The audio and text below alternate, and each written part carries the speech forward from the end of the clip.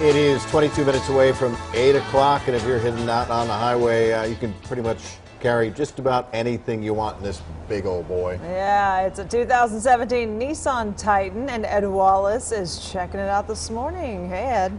Good morning, Lauren and Tim. As a matter of fact, last week we had the new Armada, which was about as big as an improvement on an SUV over a previous generation as ever happened in the auto industry.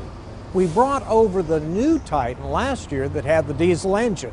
Now the gas model is out in the market, and again, went from being the worst truck known to man to really a pretty super truck and extremely competitive.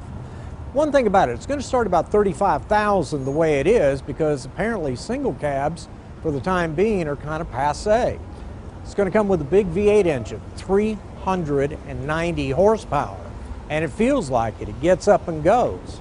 When you go to the interior, and this is just like the Armada, look how much better Nissan engineers have gotten to designing interiors. They used to be cheap and a lot of plastic. Now, all the automakers are going to better interiors. Nissan just made a bigger leap than most, probably because the last ones in the Titan, really cheesy looking. Very quiet when you start it up. It's solid feeling. It's heavy without being ponderous.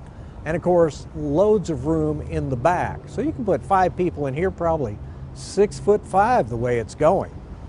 Now, the last time we did a Titan, the original one, about the only thing I cared about was the very back end, because it had all sorts of tie downs in the bed. This still has it, but now we've got coverings on it. So if you're not tying something down, it doesn't rip up things you might put in the back. Of course, as automakers love to do, they have sent me this extremely expensive Platinum Edition. I'm going to guess it's somewhere north of $53,000, maybe not as much as a King Ranch.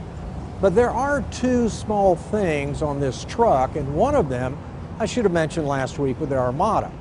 I've always loved the Nissan navigational map.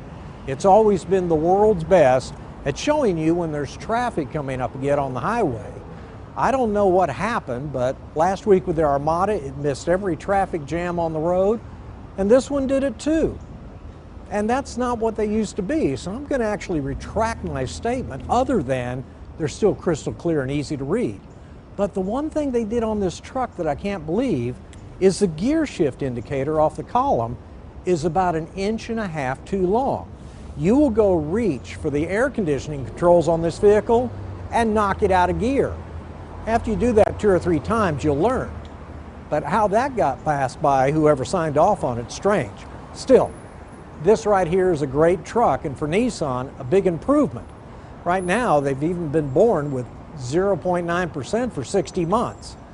But other trucks have bigger incentives still. With that, y'all have a good weekend. Just grab your saw. Just saw that thing right off. Yeah. I'm sure they'd be happy.